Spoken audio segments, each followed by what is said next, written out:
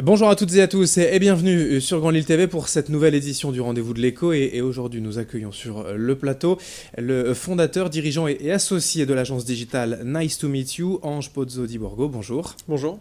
Alors vous êtes déjà venu sur ce plateau, c'était quasiment à la création de l'agence. Aujourd'hui vous poursuivez la croissance et on va en parler justement avec vous déjà. C'est une agence de communication digitale globalement, mais dites-nous en plus le métier aujourd'hui de Nice to Meet You.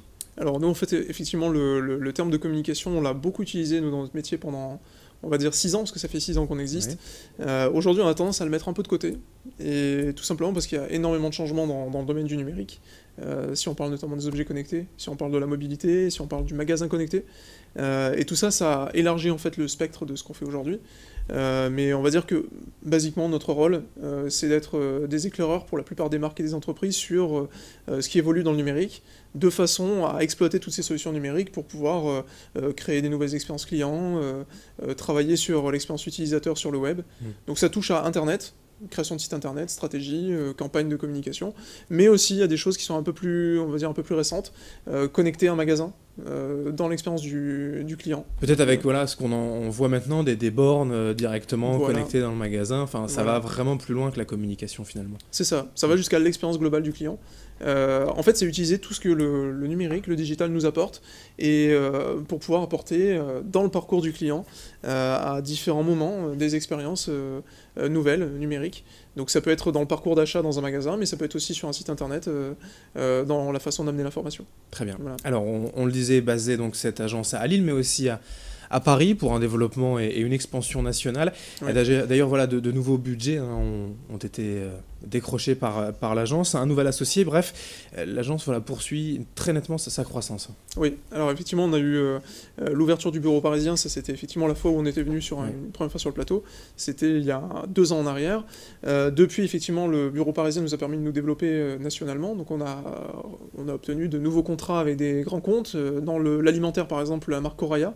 Récemment, on a prolongé la relation de façon assez conséquente avec Shiseido, qui est une marque de cosmétiques premium d'origine japonaise, et on a effectivement développé le portefeuille client sur l'Île-de-France, ce qui nous permet d'avoir des marques aujourd'hui un peu plus européennes, déjà dans la taille. Et également, un point important, c'est que du coup, ça nous permet maintenant d'enchaîner sur une deuxième phase de développement, qui va être plus importante, financée aussi, avec des fonds qu'on est allé chercher là, ce mois-ci, pour pouvoir notamment ouvrir à l'international. Donc le prochain bureau, la prochaine filiale, c'est au Vietnam. Alors pourquoi justement se développer aussi vite, mais surtout aussi loin en Asie du Sud-Est?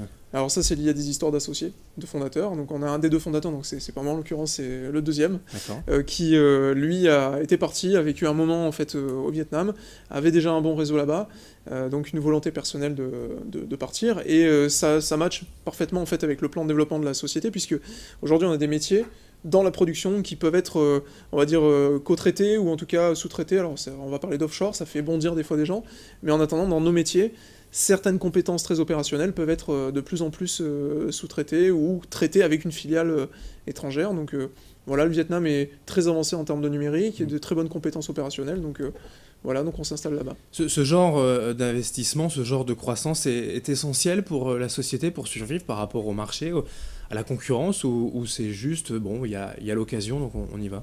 Alors en fait, oui, c'est toujours des opportunités, mais il y a aussi le fait qu'aujourd'hui, dans notre domaine, on subit certainement plus que les autres, même que les autres secteurs, le changement lié au numérique. Donc le premier impact, c'est que certains métiers deviennent à moindre valeur ajoutée.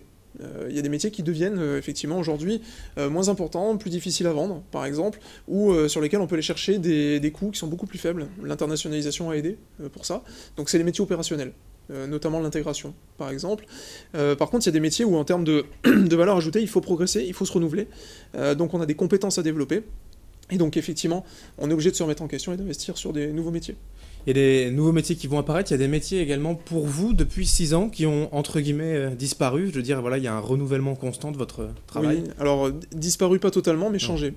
Changé, alors soit parce que réellement la compétence est devenue, on va dire presque, on va dire mainstream, c'est-à-dire qu'aujourd'hui on la trouve en quantité, donc il y a une offre de compétences qui est beaucoup plus large. Donc ces métiers-là perdent en valeur ajoutée. Et par contre, on a d'autres métiers effectivement qui sont nouveaux. Je pense au métier de l'UX design, par exemple, le design d'expérience utilisateur, ça c'est assez récent.